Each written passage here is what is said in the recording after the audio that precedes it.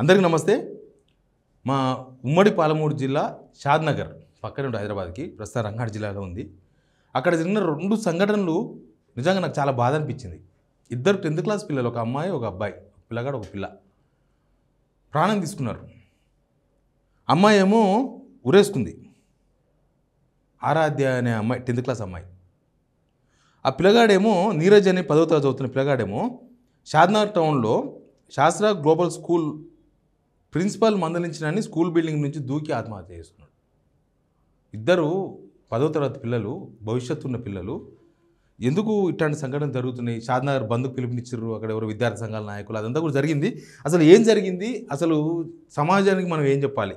ఎందుకంటే ఇది ప్రతి ఒక్కరిని కలిసివేసే అంశం. అంతకన్నా ముందు ఒక చిన్న రిక్వెస్ట్, మీరు వీడియో చూస్తున్న వాళ్ళు సబ్స్క్రైబ్ చేసుకోండి ఛానల్ని. సిగ్నల్ టీవీని ఆస్ట్రేలియా నుంచి రిపోర్ట్ కొడుతూ ఉన్నారు. ఆస్ట్రేలియా నుంచి ఎవరో తగులుకున్నారు, వాళ్ళు ఒకటే రిపోర్ట్ కొడుతున్నారు. చాలామంది వీడియో చూస్తున్నారు కానీ సబ్స్క్రైబ్ చేయడం లేదు. 60% సబ్స్క్రైబ్ లేదు. సబ్స్క్రైబ్ చేసుకున్న వాళ్ళు చూస్తున్నారు 60%.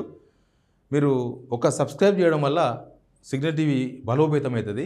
నేను మరింత బలంగా మీకోసం పనిచేసే అవకాశం దొరుకుతుంది. కాబట్టి కింద ఉన్న red colour button, subscribe button నొక్కండి. తర్వాత అక్కడనే ఒక బెల్ వస్తే అది కూడా నొక్కండి.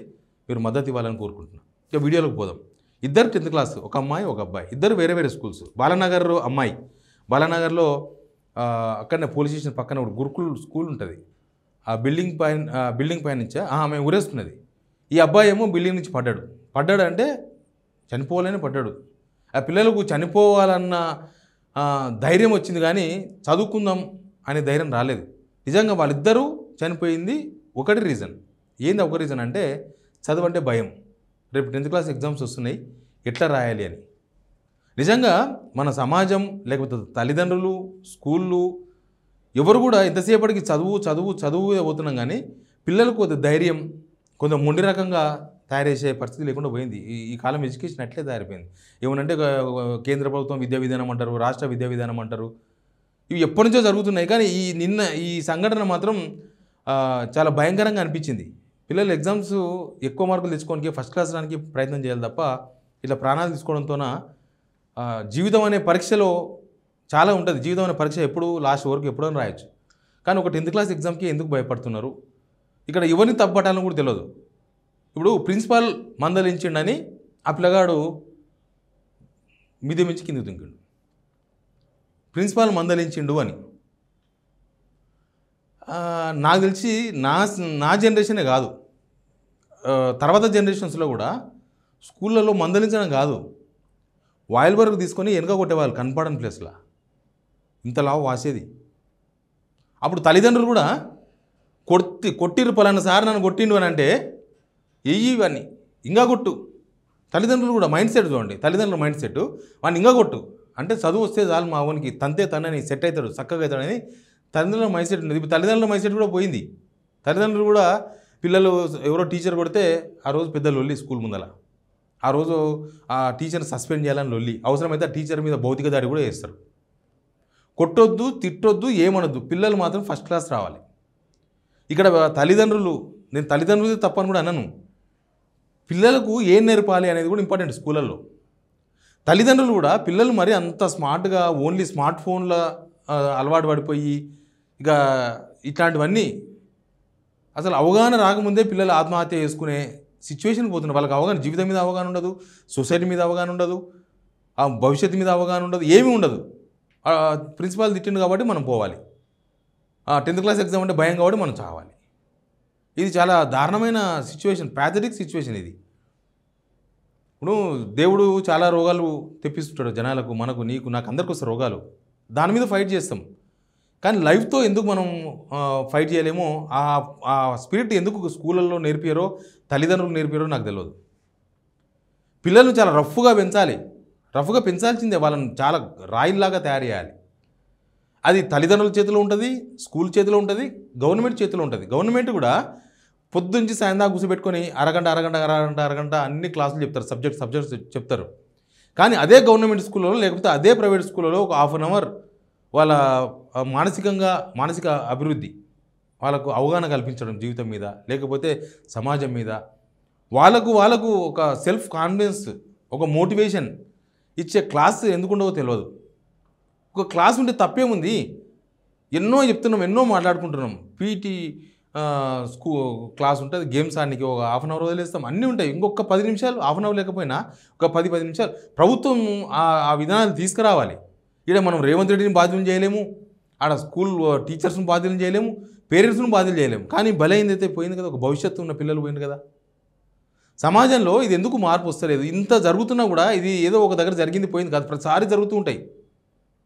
ఇది ఇంకా కొంతమంది అవగాహన లేని వాళ్ళు దీని ఇన్స్పిరేషన్ తీసుకొని ఏమైనా చేసుకునే అవకాశాలు ఉంటాయి. దీన్ని ఇట్లాంటి దాన్ని ఇన్స్పిరేషన్ తీసుకోకూడదు. చావును ధైర్యంగా ఎదుర్కోవాలి, కానీ పరీక్షలను ఎదుర్కోనికి ఏముంటుంది?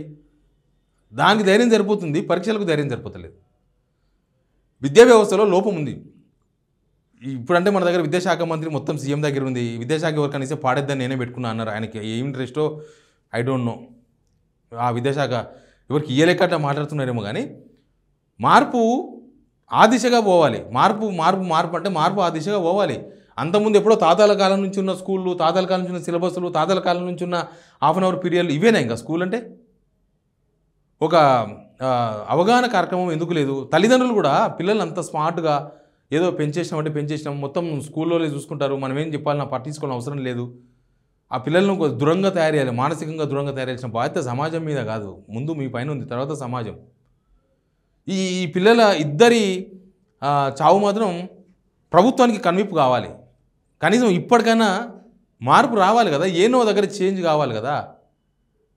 ఒక క్లాసు ఒక 10 నిమిషాలు వాళ్ళకు మానసికంగా వాళ్ళని ఎదిగేందుకు తోడ్పడితే ఒక క్లాస్ పెడితే దానికి రకరకాలు ఎప్పుడు రెగ్యులర్గా ఉండేవాళ్ళు కాదు, సమాజంలో చాలామంది ఉన్నారు, వాళ్ళంతా రకరకాల కౌన్సిలింగ్లు ఇస్తూ ఉంటారు. అట్లాంటి వాళ్ళని పిలిపించి కనీసం ఎగ్జామ్స్ ఒక 3 నెలలు 4 నెలల ముందన్నా ఇట్లాంటి కండక్ట్ చేస్తే పిల్లలకు ధైర్యం వస్తుంది, పిల్లలు చదువుకోనికి అవకాశం వస్తుంది. తల్లిదండ్రులు కూడా కాన్సన్ట్రేషన్ చేయాలి. తల్లిదండ్రులు కూడా ఊకే మార్కులు నువ్వు ఫస్ట్ క్లాస్ పాస్ కావాలి, వాడు పాస్ అయ్యిండు, వీడు పాస్ అయ్యిండు, మన చుట్టాల పిల్లలు పాస్ అయ్యిండ్రు, మనకన్నా ముందోళ్ళు పాస్ అయ్యిండ్రు, నీవెందుకు పాస్ కావు, నువ్వు ఫస్ట్ క్లాస్ పాస్ కావాలి, 99% రావాలి, 91% రావాలి, ఏ గ్రేడ్ రావాలి. ఈ ప్రెషర్ ఒకటి ఉంటుంది. అక్కడ ప్రెషరు, ఇక్కడ చదువు అట్లా ఉంటుంది. ఆ స్కూల్లో ఏమో వాళ్ళ మీద ప్రెషర్ ఉంటుంది. తక్కువ వస్తే మళ్ళీ వీళ్ళు పోయి వాళ్ళ మీద దాడి చేస్తారు, స్కూళ్ళ మీద. ఏం చదువు చెప్పినవా అని కొట్టొద్దు, తిట్టొద్దు, చదువు రావాలి, 100% మార్కులు రావాలి. ఎట్లా సాధ్యమవుతుంది? ఇదైతే ఖచ్చితంగా ప్రభుత్వం దీని ఇట్లాంటివన్నీ ఎవరు చెప్పి చచ్చిపోరు, నేను ఇలా చచ్చిపోతున్నానని చెప్పి చావరు కదా. కానీ వాళ్ళకి ధైర్యం నింపాలి. దానికోసం ఏమైనా ప్రభుత్వం ఒక మార్పు దిశగా ఏదైనా స్పెషల్ క్లాసులు కండక్ట్ చేసి చనిపోయిన తర్వాత మీరు షాద్నగర్ బంద్కి పిలిపిస్తే లాభం ఏంది? లేకపోతే ఇంకేదో చేస్తే అక్కడ పోయి ధర్నాలు చేసి, చాలామంది ధర్నాలు చేసిండ్రు, ఆ వీడియోలు నా దగ్గర. ఎందుకు అవన్నీ దేం చేస్తే వాళ్ళు వస్తారా మళ్ళీ? వాళ్ళు ముందు అటువైపు పోకుండా కాపాడాలి కదా, బాయిలో దుంకకుండా చూడాలి కదా. ఎక్కడో లోపం ఉంది, ఖచ్చితంగా ఎడ్యుకేషన్ సిస్టంలో లోపం ఉంది, నో డౌట్. దీనిలో ఎడ్యుకేషన్ సిస్టమ్ మారాల్సిన అవసరం ఉంది. ఇంతసేపటికి మార్కుల దిశగా పోతుంటే అసలు జీవితంలో మార్కులు పోతున్నాయి, జీరో అవుతున్నాయి, చచ్చిపోతే జీరోనే కదా. ఈ విషయంలో మాత్రం నాకైతే బాధ అనిపించింది. నాకు తెలిసి చూసిన వాళ్ళకు అందరికీ బాధ అనిపించింది. కానీ ఈ బాధాకరమైన సిచ్యువేషన్, ప్యాథటిక్ సిచ్యువేషన్ నుంచి పిల్లలను బయటకు తీసుకోవాల్సిన బాధ్యత స్కూల్ టీచర్ల మీద ఉన్నది, తల్లిదండ్రుల పైన ఉన్నది, ప్రభుత్వం పైన అంతకన్నా ఎక్కువ ఉన్నది. ప్రభుత్వం కనుక ఒక రూల్ పెడితే అందరూ ఫాలో అవుతారు. ఆ సిస్టమ్ ఎందుకు డెవలప్ కాదో, ఎందుకు డెవలప్ చేయరో, దానివల్ల వచ్చిన నష్టం ఏందో, దానివల్ల ఎవరికి ప్రభుత్వం మీద ఎంత బర్డెన్ పడుతుంది ప్రభుత్వం మీద, ఎన్ని వేల కోట్లు తగిలిస్తున్నాం మనం. ఈ టూరు, ఆ టూరు, స్టడీ టూర్లు, మినిస్టర్ల స్టడీ టూర్లు, సీఎం ఢిల్లీ చక్కర్లు, ఎన్ని డబ్బులు తగిలేస్తున్నాం మనం. అదొక్కటి చేస్తే ఏమైతే ఇంత ఖర్చు అయితే ప్రభుత్వానికి? ప్రభుత్వం ఆ దిశగా ఆలోచించాలని కోరుకుందాం మనం. Please subscribe signal TV.